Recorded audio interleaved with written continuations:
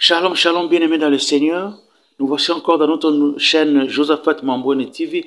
Nous parlerons aujourd'hui de l'orgueil. C'est quoi l'orgueil? Quelles sont les conséquences qui sont générées par une vie d'orgueil? Quels sont les autres synonymes de l'orgueil? Toutes ces choses qui vont nous aider à pouvoir régler notre vie ici-bas. Christ revient bientôt. Tu trouveras dans quel tas? Tu vis en communauté.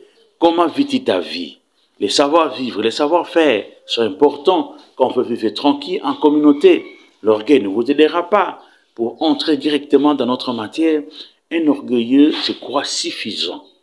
Un orgueilleux, c'est un vanité. Un orgueilleux, c'est un arrogant. Il croit qu'il se suffit. C'est lui qui a des leçons à donner aux autres. Il se ferme lui-même. Il ne reçoit pas. Il ne fait que donner. Et dans ses pensées, il croit vivre dans un autre univers où il est supérieur aux autres. Il n'accepte pas ce que les gens disent. Et il arrive parfois à repousser certaines personnes parce qu'il se croit suffisant que les autres sont inférieurs. Cette attitude n'est pas bon. C'est pas bien. Ça casse les relations. Ça peut fuir les gens. Tu ne pourras pas avoir de l'aide des gens quand ils se rendent à la difficulté parce que les gens, on te colle cette étiquette d'orgueilleux, de vanité, d'arrogant. Pourquoi les gens vont t'aider? Parce que tu as tout. Pourquoi les gens te donneraient des conseils? Parce que tu sais tout. Comment les gens pourraient t'aider même à te glisser une pensée intéressante? Parce que toi, tu connais tout. Tu es imperméable au conseil des autres. Tu es imperméable à ce que les gens peuvent te proposer. Un orgueilleux peut mourir comme ça, sans que personne l'aide. L'orgueil, c'est pas bon. La Bible dit, Dieu résiste aux orgueilleux et fait grâce aux humbles. L'orgueil te fera chuter. L'orgueil ne te fera pas monter. Si tu montes, c'est dans ta tête. Tu te crées un univers qui n'existe pas. Tu montes, tu tomberas. Il n'y a que les humbles qui vont remonter. Et c'est dur dans la vie, quand on part de haut, on descend en bas. Nous avons vu dans les régimes passés, des gens devenus vanité, arrogants, suffisants, parce qu'ils avaient des moyens financiers.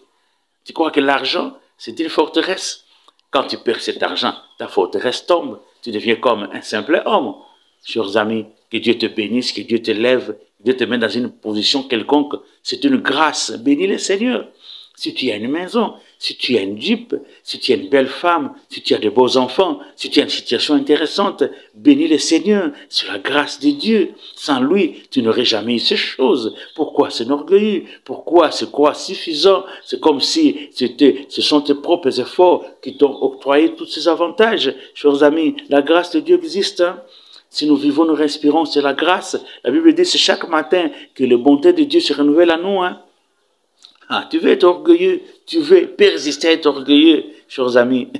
L'orgueil vient du monde, 1 Jean 2,6, 1 Jean 2,16 le dit. Il y a dans le monde la convoitise des yeux, la convoitise de la chair, l'orgueil de la vie. Ces choses ne viennent pas du Père, mais cela vient du monde. Donc un orgueilleux, c'est quelqu'un qui est rattaché aux mauvaises choses du monde. Si tu es enfant de Dieu, serviteur de Dieu, tu es orgueilleux, ça ne te servira pas. Ça te fera tomber. Tu veux rester orgueilleux? Pas demander. Absalom, le fils de David, il a fini comment? Va aussi demander Roboam, le fils de David. Il a fini comment? Chers amis, faisons attention. Nabucodonosor, il a fini comment? Trop orgueilleux. Dieu lui a donné une leçon de vie. Allez, en forêt. Il commençait à se nourrir comme les animaux. Le jour où il a compris la leçon, il est revenu à dire, le Dieu du ciel, c'est le véritable. Chers amis, cette vidéo est pour toi. Si tu es trop vaniteux, orgueilleux, arrogant, suffisant, ce n'est pas une bonne attitude pour vivre en communauté, en famille, même pour servir Dieu. Qui t'a descend, demande à Dieu de t'aider, qu'il plante en toi l'humilité. Tu as besoin du Saint-Esprit qui plantera l'humilité dans ton cœur. Change. Ah, que tu sois d'accord ou pas, moi je suis qu'un instrument de Dieu pour te dire la vérité.